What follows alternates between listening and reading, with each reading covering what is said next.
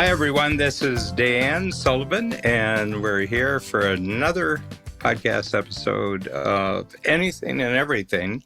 And this is a very exciting week because Jeff Madoff, and we've been informing people over a period of 3 years, at least, of the progress of his play Personality. And the third jump is next summer.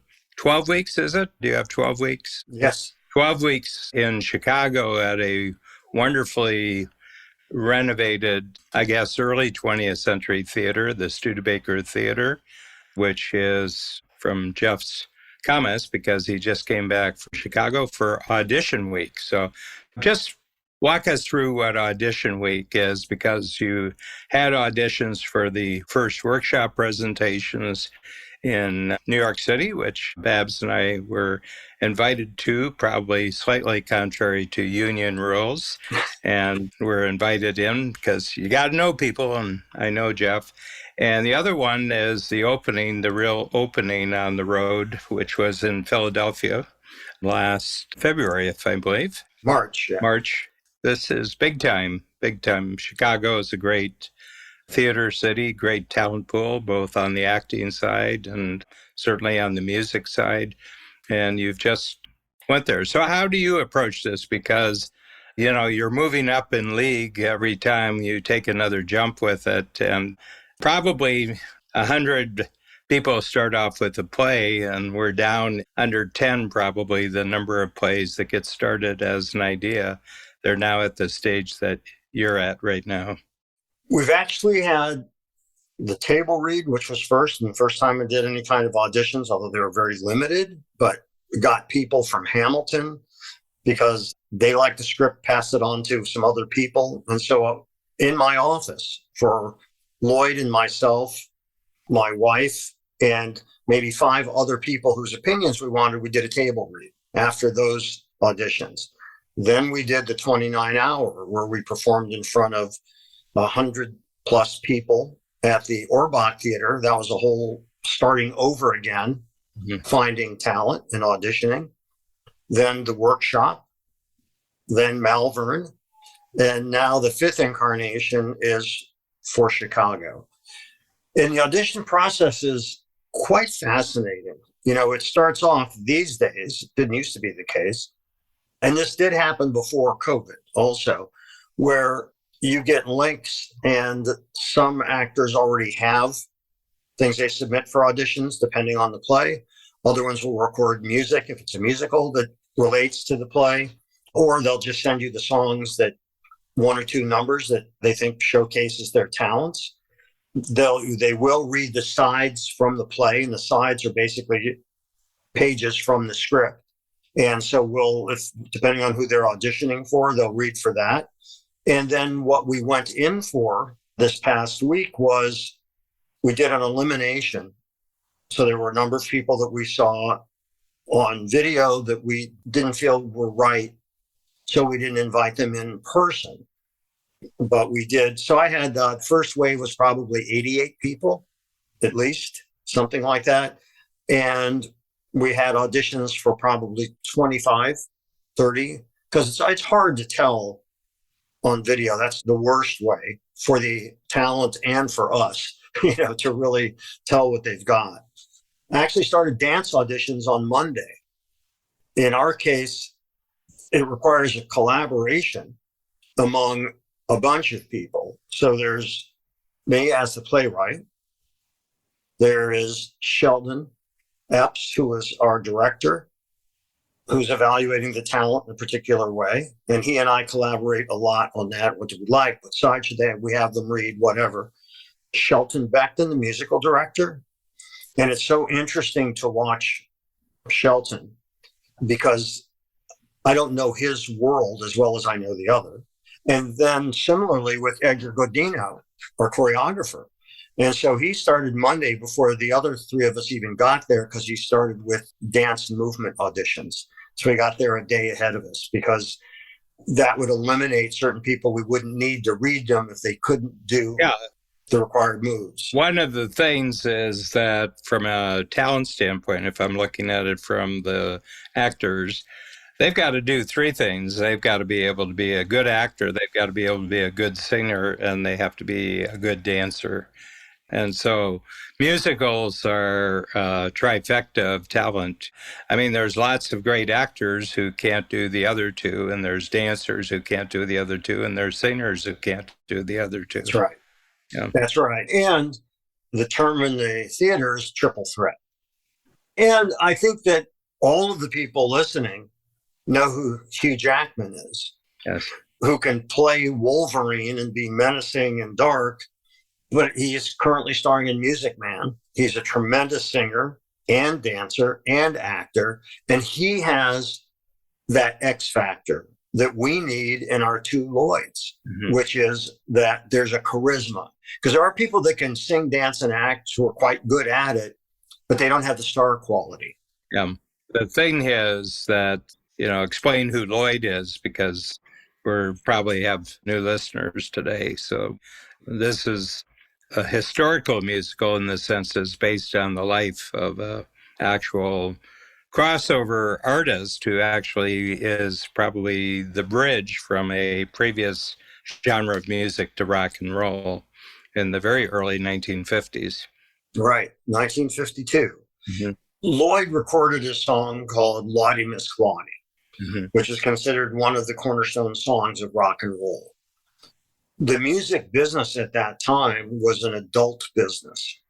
Teenagers didn't buy records, and there were independent blues and jazz records. Adults being people who are younger than you and me, right? Yes. Yes, we're not addressing the senior community here. Yeah. It's weird when you're on the inside looking out and you forget your age. But that's also a good thing.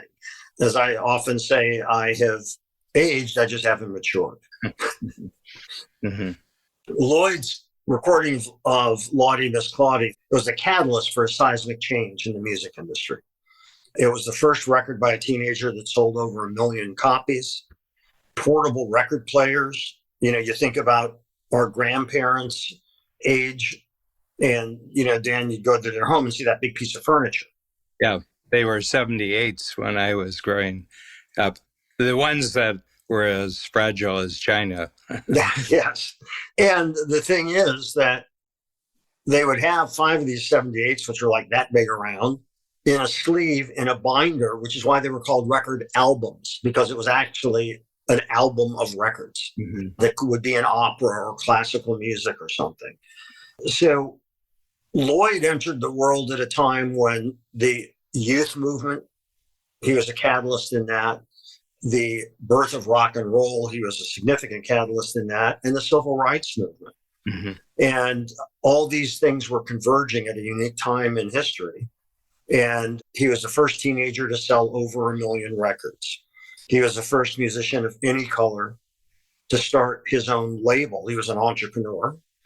He was the first Black to open a nightclub below Harlem, which is across the street from the Ed Sullivan Theater where the Colbert Show is now. And that was a famous nightclub before Lloyd took it over and called it the Turntable.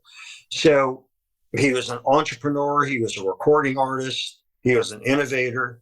And he opened the doors for a lot of other talent coming up after him, too. He did. And not just Black talent, also young, because that just wasn't really a thing.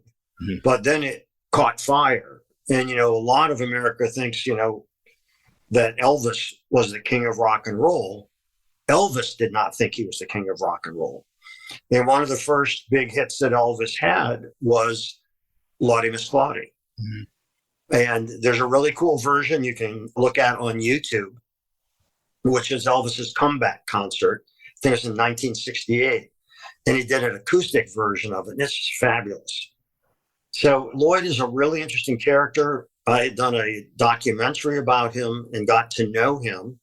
We became very, very close friends. And I thought, wow, what a compelling story. This is a story that needs to be told. And fortunately, you got to meet him, Dan. I did. Yeah, it was interesting because we both had Army experience in South Korea. He was there during the Korean War in the early 50s, but he was in the same unit as I was. I was there in the mid 60s. We talked about it, and he traveled around Korea, and we had been to a lot of the same places. But I'm talking to someone who, when I met him, I think was probably 87, maybe 86, 87. I don't know how old he was because he just died in the spring of 91, was it? He died May of 21. 21, yeah. Yeah. When you first met him, At the workshops. I think it was at the yeah, workshops. yeah, and I think he was 80, 84, 85 then. Yeah. Yeah. Had all his marbles and had never ruined himself with all sorts of side activities. Yeah, well, that's right. That's right. And was very, very sharp up until the end. Mm-hmm. And an amazing memory. It was phenomenal to have primary resource at my disposal in telling his story. And I recorded him for 20 some hours over a period of several days. We became so close. He was such a great guy. And one of the things about it is he's an unsung hero. People don't know this story. And the people come away with it. Then why didn't I know that? And they Google him, listen to his music. It's a lot of fun. Mm-hmm. But, you and I have talked a number of times about, of course, business and collaborations. And we both agree you loved theater not just as an observer. It was something you even thought of pursuing yourself. Mm-hmm. And that collaboration in the arts has more in common with business than it does different. It's kind of an interesting springboard or example what I just was through this past week in terms of, how do you make decisions? How do you make sure everybody is aligned? All of those things in order to progress. Because, I've now entered that small percentage of plays that makes it to a full-blown commercial production in a major city. Yeah. Well, the other thing is that you have the talent auditioning, but you're actually a rookie. So each stage here is your first time with a production. You have, a whole team around you, at the director level, the choreography level, the musical level. And these people have many, many productions behind them. And you've got a lot of productions from a video standpoint and everything else. But it's interesting how you're approaching this because there's a lot of wow factor at each jump you make along this factor for you. You have no grounds for being blasé about anything. Yeah, it's... I mean, you're a veteran of producing great content. You're a veteran of going back 50 years of being in the big leagues in terms of things that you were doing, but this is different. You're just telling him about your going into this completely renovated theater that is 100 years old or more and just saying, wow, that's a lot of seats. Yeah, to fill. Yes. Yeah. No, you're right.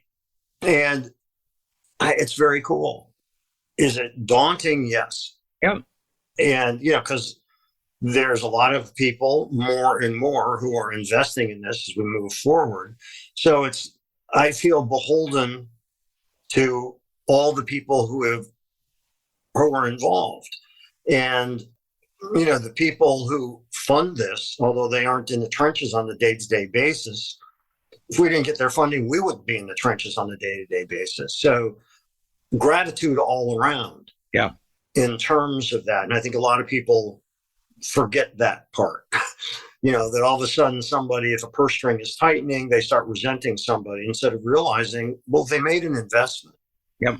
I mean, that's a whole other story, but it's not unrelated, both in the entertainment business and in just the kind of businesses that you deal with.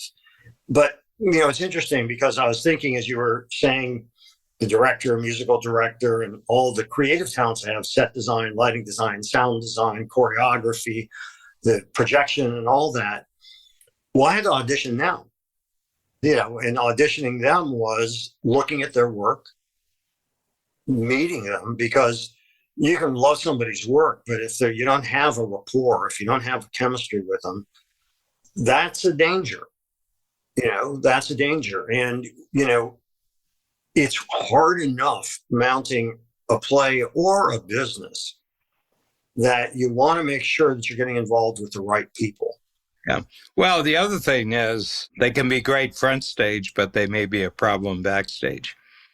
And explain that distinction. You and I were talking about that a little before, and I love that distinction. Yeah. In other words, that the audience may love them, but nobody who works with them does. In other words, and that's corrosive. That's very, very corrosive in any field. I mean, I don't care what the human, organization is or what the thing is. You want people who play well with each other. They have to compete on an individual basis, but once they're accepted, then they have to be a really good team member. That's right. But give us that distinction between the front stage and backstage person. Yeah. Well, first of all, I'm a front stage person. So my activity shows up in podcasts with you. It also shows up in giving live workshops, whether that's in-person workshops or it's on Zoom now, because we've been forced and, really profited by the fact that we had to, for a couple of years, in order to earn our keep, we had to get the money through people who were all over the planet. But I was the front stage person. And then I write, and I have a lot of books. I do a lot of videos. I do a lot of audios. And simply what I mean is that the appropriate role for me is presenting, the product and presenting the message that our company has. Babs is good front stage, but she's actually the backstage person. This is my partner in life and my partner in business for 40 years, Babs Smith. And if you used a theater analogy, she's responsible for the whole theater and the success of the theater, and I'm responsible for what the audience actually sees. So when you look at any business, I think the theater analogy is a very good one. You got to make sure that your front stage is good, and that's what the customers see, and that's what the customers enjoy, and that's what the customers refer that other people should come and have this experience. I always say that the script for front stage is quite a bit smaller than the script for backstage, and that's, if you took all the binders that the choreographer and the music director and the sound director and everything, they've got binders too. And I have to tell you, their binders are a lot thicker than the script that the actors work for and the musicians work for front stage. There's a lot of electricity and plumbing behind the walls that you don't want the audience to see. That's right. And you sure don't want them. One thing to do is always make sure that your paying customers, you don't involve them in your backstage issues. That's right. You're absolutely right. It's not like the airline industry. I've said that the airline industry is the most consistent marketing industry in the history of the world because they have a formula that we're not happy until you're not happy. So they've been working on that over the years. And you can be consistent. Yes. You can be consistent with that unless you get too good. But I wanted to point out also that your backstage, front stage comparison isn't a result of our conversations. This is how you viewed your business for years. Entrepreneurship is most akin to the entertainment industry. The entrepreneur has to be very, very clear about they as a personality and they as a person. Are they the front stage lead in the company? Because if that's the case, then you have to have an equally powerful backstage person who actually manages the business of the business, Mm-hmm. I mean, I'm very, very good at selling and I'm very, very good at bringing in money, but you don't want me to have anything to do with the money after the envelope is opened. I get it. Yeah. What we were going through, which is interesting with the auditions, is, and this is where collaboration comes in so strongly. Edgar Godino, our choreographer, may say, this person is a fantastic dancer. They can do the partnering. and the flips and acrobatics we want our dancer to do, great. And Shelton may say, but they can't sing. Yeah, we need somebody that can sing. Hmm. Sheldon and I always confer on the actors, and Sheldon may say they don't have the chops. Mm-hmm. Yeah, they can't be. We're demanding, by the way. Our play uniquely is demanding. Not that other plays haven't, but we've got the same actor who plays, and I think this is fascinating. He plays the businessman at the airport. You know these parts. Opens the second act doing Tutti Frutti, the Little Richard song. Then plays Ole Semeka, Lloyd's driver in Nigeria. And then he's part of the ensemble and dancing. Mm-hmm. We're asking this talent to do a lot of stuff. Mm-hmm. And so, we have to collaborate among us that they're going to check the boxes necessary. I mean, we had on the floor, we probably had 25, 30 pictures for probably about 10 different slots that we were considering people for and moving them around. And then you start horse trading. Well, do they sing well enough that they can sing in the ensemble? They're not going to be doing any solo work. And is their dancing good enough? And it's all of that kind of thing. Yeah. I mean, the one thing that, I think you become more aware of the more experience you have of how much success is trade-offs where you don't get anything 100%, but you're putting 380% together. And then it takes on a special quality. The other thing is that the play actually transforms the people who are in the play. That's right. Yeah. That's right. They take on a added dimension, which is the teamwork dimension. They have to have those three things. But then this is when we're into the realm of magic now. You're right. You're right. And, it's interesting because certainly the initial audition is akin to the job interview. How do you come across? Mm-hmm. And I think contrary to what lots of people say, I think often the decisions are made within the first 30 seconds to a minute, whether you want to be around that person or not. I found over 30 years of my getting used to someone and being comfortable with someone has moved from the first month down to the first 30 minutes to the right. to the first 30 seconds. Like it's a click or it's not a click. It was very interesting. We hired a person, and I wasn't part of the hiring process, but in my offices in Chicago and Toronto, I have a cafe. And I don't have an office. I just have a table in the cafe. First of all, if I had an office, it would be a messy office. But the cafe is cleaned up at 5 o'clock every night, and it's a fresh table, and I can move around tables. But this woman walked through, and I was struck by, my first thought is she's too perfect. There's something about her, she's just too perfect. She wowed everybody. And Babsa, I saw that person come through, and I just want to tell you, she's too perfect. There's something that I'm picking up, that there's something offbeat about this.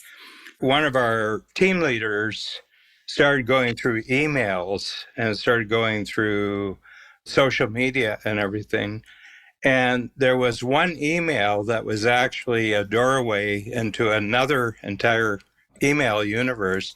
And she was, in her off hours, she was a burlesque dancer. Now, was that a plus or a minus to you? Yeah, I mean, it would be a good question if she comes out and says, look, I want to tell you something right now that, I have a hobby and it's burlesque dancing, and you can go to the videos and everything else. It's, some people do other things. But this was raunchy burlesque and everything like that. And she came across as the Salvation Army would not have a hard time with her. She was that type of person. And sure enough, there was this whole other side of her, and there was other things about her personal life and everything that came through. But it was just momentary as she walked through. I said, wow, she's almost too perfect. And it was just something I was feeling. Well, to your point, when we were auditioning people for Malvern, which is our first commercial run, someone came in and sang and read a couple scenes And I said to Sheldon, well, she's pretty good. And he goes, yeah, but it's not going to work for us. I said, really? Not going to consider her? And he said, she's going to be back for the dance audition. You'll see. I said, okay. So later that afternoon, dance audition. There's probably in this group, let's say 16 dancers that are doing things in unison. She stops it 3 times to ask questions of Edgar, the choreographer. And then she says, can I talk to the director, please? Oh, wow.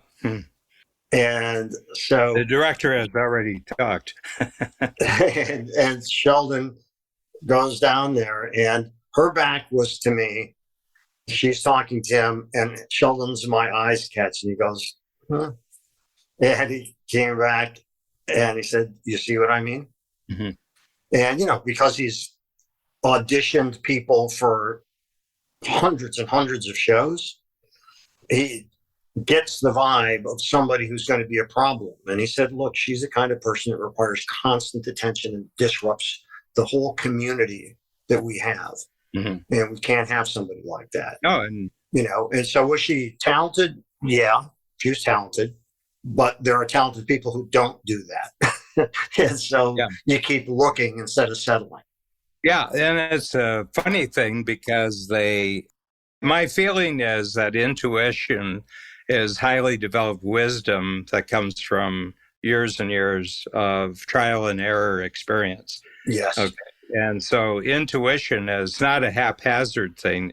My sense, I've never met an entrepreneur who's been really successful on a continual basis.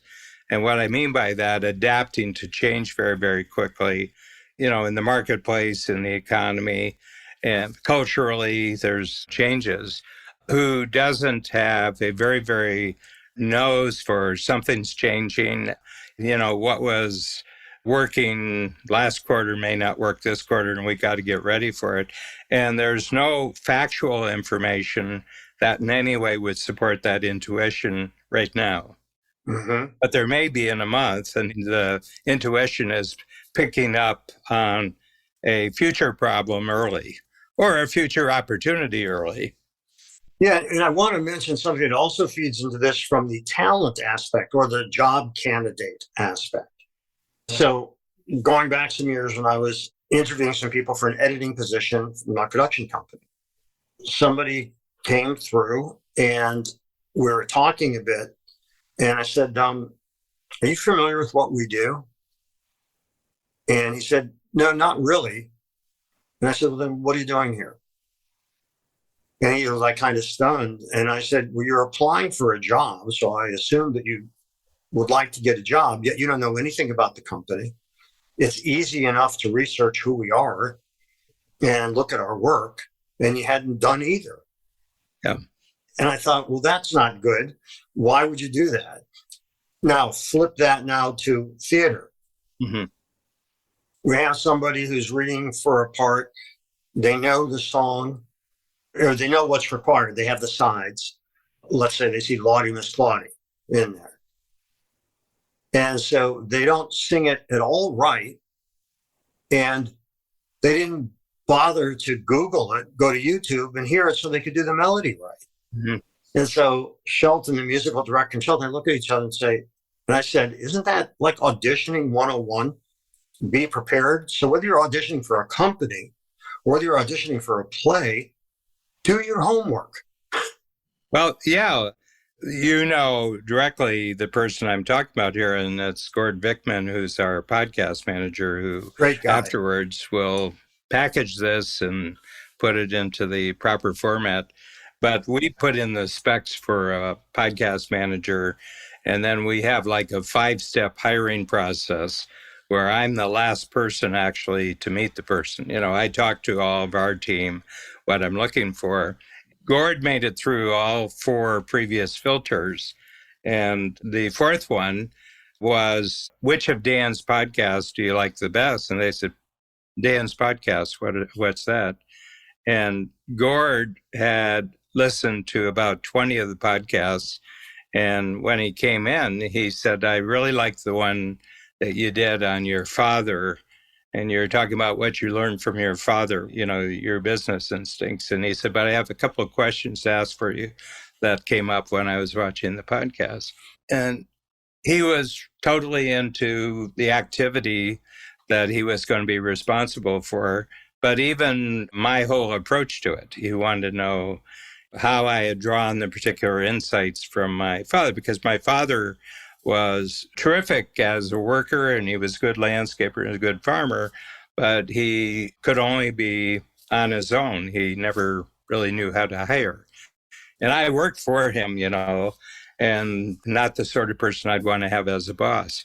And he said, I was amazing that you said that most people wouldn't bring that up about their father. And I said, well, I brought it up to him. So when he was alive. So, so I said, there's no mysteries here. And I'm not the only one who had a father, it's a human experience and everything. He said, that's it. He says, you just talk about things that humans experience. And he says, I think that's a good approach to podcasting. Yeah. Well, and to the point, he was prepared.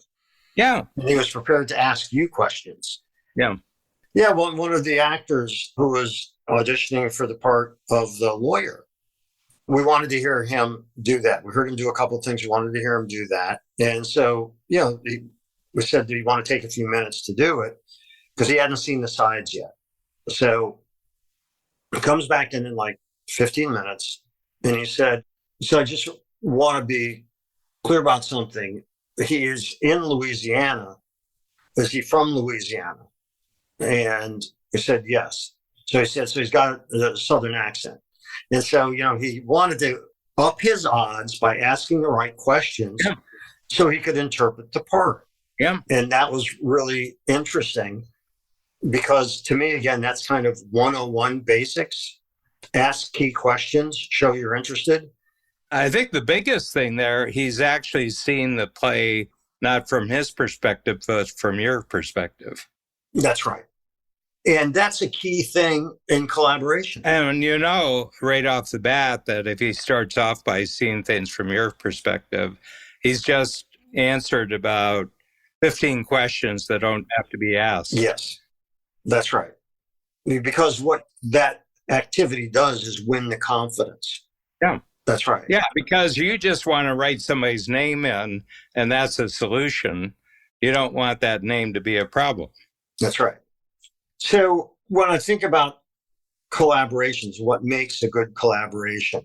You had sent me a great video, Oscar Peterson and Michel Legrand, two phenomenal musicians who played off of each other. There's no words in this. It's their music and the mutual respect, admiration, and joy that each had for the other while they were playing. Yeah. And there was a conversation. Both piano players, yes, each with a very distinctive style. And then they merged their styles. I mean, yes, that crescendo when the bass player, the drummer, and everybody comes in. And then they're almost doing a contrapuntal like Bach did with himself, But melodically, they were in tune right from the beginning. I mean, the other thing is that particular song, Michel Legrand was the one who introduced it back in the 1960s. It was a song, I think it was a soundtrack. From Umbrellas of Cherbourg. Yeah, but I think Michel Legrand was the one who made it famous as a single. And it was in Paris where the concert was. The concert was in Paris. And so he's a star of stars in France, and Oscar Peterson is one of the great jazz pianists, probably around the world, but certainly in North America. I mean, and from Montreal originally, actually, I'm Montreal born. Anyway, but it's just such a pleasure that they both so know their art that they're just listening to where the other person actually is. Yes. They're not listening where they are. They're listening where the other person is. And they're just doing a merge or a meld of styles. And each of their styles is very distinct even when they're collaborating. Well, and you just hit on what I think is one of the most important keys to a collaboration, and that is listening. And that listening is so important. And it's not just listening, it's also engaging with it and paying attention. And you're creating something that neither of you could do individually. You're creating That's right. a higher level of performance. Well, in acting, something that's very powerful is the ability to listen. And especially important in theater, because in movie, you might just have a close-up of one of the two people while they're talking and a quick reaction shot. In theater, you got to stay in character. Even if somebody does a monologue and you're the other person on stage, you got to stay in character. Yeah. And it's not like you're just waiting to talk. You need to be engaged so you can bring the right energy into the conversation when you do talk and seem engaged. So that listening is critical, and silence is very powerful. And so what they were doing is they were having a conversation with music. Mm-hmm. They were listening to each other, paying attention to each other. And when they switched who was playing, it was seamless mm-hmm. because they were both so engaged in the other's work. Mm-hmm. And I think whether you're in business or performing, that is key. And then you couple that with what I think is so important is the joy of the process. You want that other person to succeed too. And have a good time. Exactly. Yeah. Exactly. And that's so critical. And I think of, so what are some other examples other than what I'm doing, what you do, in terms of collaborations that work so well? And I thought of like Scorsese with De Niro in those first few movies, where there's a brilliant collaboration and clearly friendship and respect that's gone on now for 50 years. Yeah. But amazing. Or you look at Laurel and Hardy. Yeah. Or you look at the Beatles. Yeah. Or you look at the great lyricist composers, Oscar and Hammerstein, and Rodgers and Hart, Rodgers and Hammerstein, Mm-hmm. Gilbert and Sullivan, the great movie, Right. A Topsy-Turvy. They didn't even like each other. I mean, they didn't even like each other. They never actually worked together, but their style just perfectly merged. Sullivan wanted to be a classical composer, and he composed lots of classical stuff. But we only remember him for the work that he did with Gilbert, And Gilbert just wanted to knock out plays and make a lot of money, That was probably the first where that duo of lyricist and popular entertainment, the lyricist and the composer, kind of became famous because they were like the Beatles. I mean, Gilbert and Sullivan, the operettas that they created. It's a wonderful film, Topsy-Turvy, and it's, Mm-hmm. what's his name? He's an English director. But he insists that the actors have to start a year before the filming starts, and they have to get into the roles. It's late Victorian England, and he said, you have to know how people talk. You can't be a modern British person in this. And he brought in like butlers from Buckingham Palace to say, how daily life. I mean, if you want to go to get a picture of what things were like 100 years ago, pull the talent in from Buckingham Palace, because it hasn't changed. It hasn't changed at all. Was that director Mike Leigh? Yeah, Mike Leigh. Yeah, he's great. Yeah, he's Mike great. Leigh. But you got to live the role before you even start. So back to the play, for a perfect example of that is that one of the dancers, who was young Lloyd, Edgar, said to him, no, you can't do that move. You're into the 1990s. This is the 1950s. He said, well, I thought it'd be kind of cool. And he said, it's not kind of cool. We're faithful to the time of this play, and it's 1950s, and those weren't moves that were done then. And it's just like what you're saying, is that, you've got to be true to the part so that it all seems authentic. And that authenticity comes from doing research, or it comes from listening to the people that you're working with, that kind of thing. I think the subtitles of our entire podcast here is listening. I mean, the whole notion of a professional is that you've practiced so much that you can't get it wrong. And that means that your attention can be completely open to listening to what other people are doing. You're not preoccupied with what you're doing. You're just listening to what all the other members of the team are doing. Well, and the important thing about that, which is true in business and it's true in theater and film, and that is you have to agree on what the objective is. And everybody's got to be reading from the same script, so to speak. Yeah. And, if you're not, there's going to be a dissonance. Yeah. So you want to eliminate that dissonance so that you're all working together. And it's interesting because even recently, Sheldon and I were in a meeting and somebody was saying, well, you should have celebrity be your lead because that'll help you get onto more of the talk shows and you'll get more publicity because, they get publicity. They're stars, so they get publicity. And I said, no. Why do you say no? I said, because I want the play to be the star.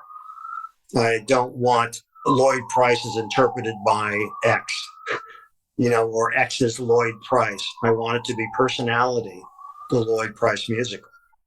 But, it's really interesting because when you all agree and everybody's target is that, it's not about Sheldon and I had coffee together yesterday morning before I took off, left for the airport.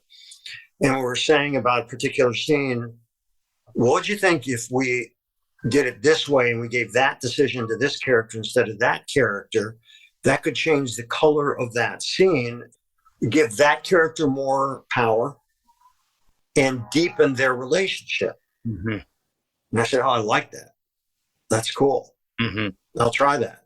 And when you give currency to other people's ideas and you don't try to be the hog, or the person, the only ideas that are good are their ideas or what they believe to be their ideas. My mom always used to say to me, don't argue with them. Repeat what they said earlier and say what a good idea it was, and I have done this and it has worked. And I'll say, when you said X, I've really been thinking about that. That was really great. Well, they didn't say X. I repeated back what I had said earlier that credited them with saying it. And they thought it was a great idea once it was theirs. So Sam Goldwyn, he said, in Hollywood, the most important skill is sincerity. He says, because once you can fake that, you're clear to go. That's right. Yeah. That's right. Yeah. Although my favorite Hollywood quote is actually William Goldman, screenwriter, who said, nobody knows anything. Which is true. Everybody can explain why something was successful afterwards. It's like big data. That's right. That's right. Yeah. You find all the supporting arguments for it. It predicted everything up until yesterday. That's right. That's right. But nothing that new that got created today that hasn't shown up as measurable data yet. So, how do you see theater, entertainment, like what we're talking about, and entrepreneurship in business hand in glove in terms of the importance and the criteria for having a good collaboration? Yeah, my approach to entrepreneurship has always been the entertainment model. And one of the key things that's different, and it's been a great differentiator for a coach right from the beginning, that if you look how entertainers schedule their life, they have three essentially different kinds of days. They've got obviously performance days when you're delivering it, but they also have days which are practice or rehearsal days.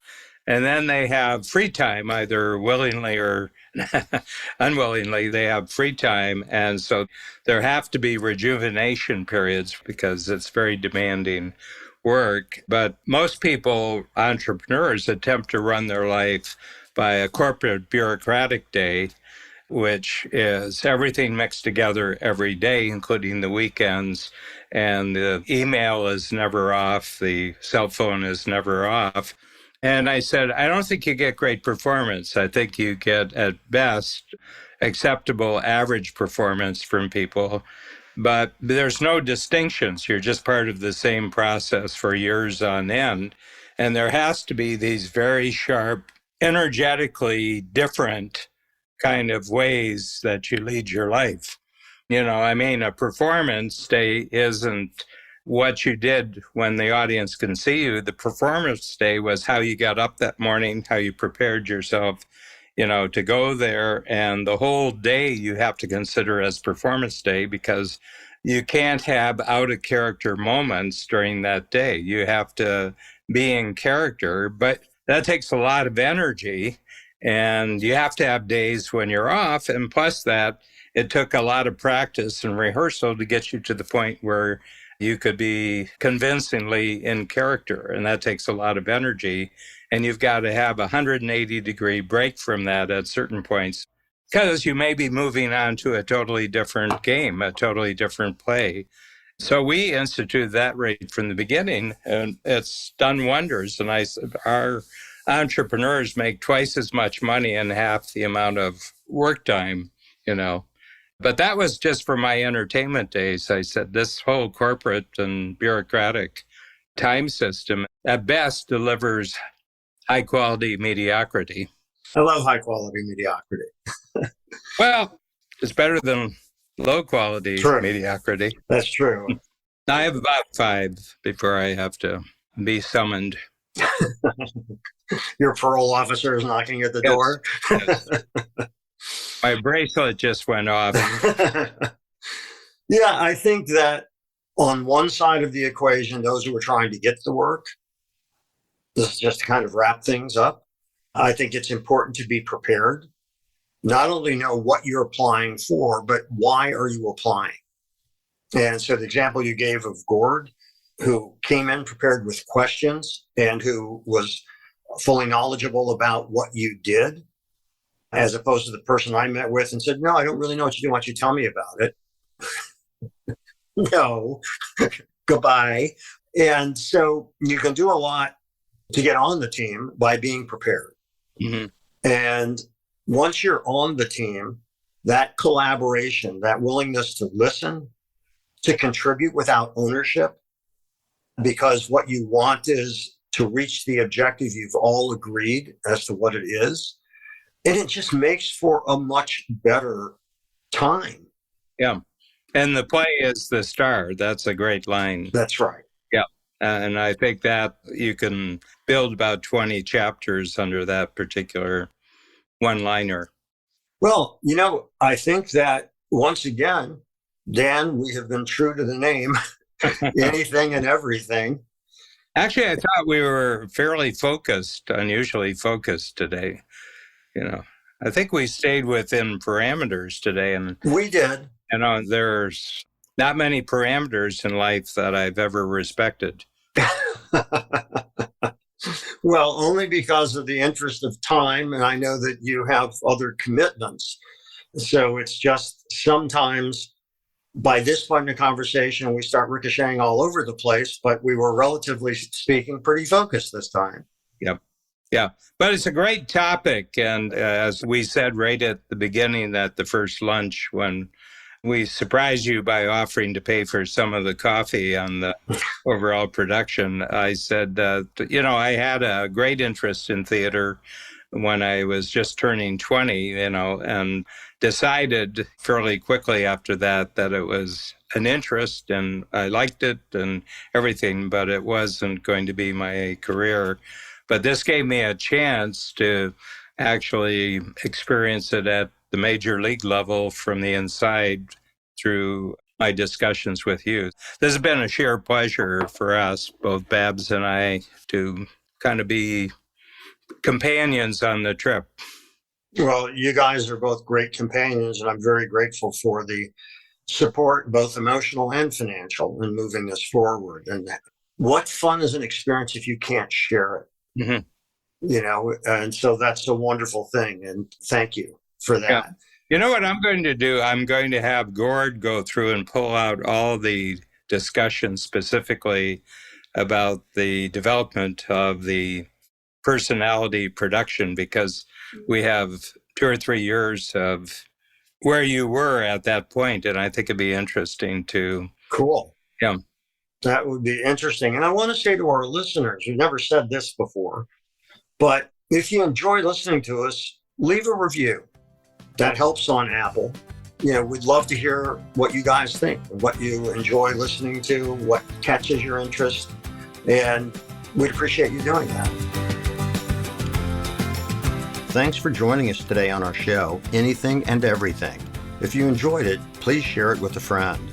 For more about me and my work, visit acreativecareer.com and madoffproductions.com. To learn more about Dan and Strategic Coach, visit strategiccoach.com.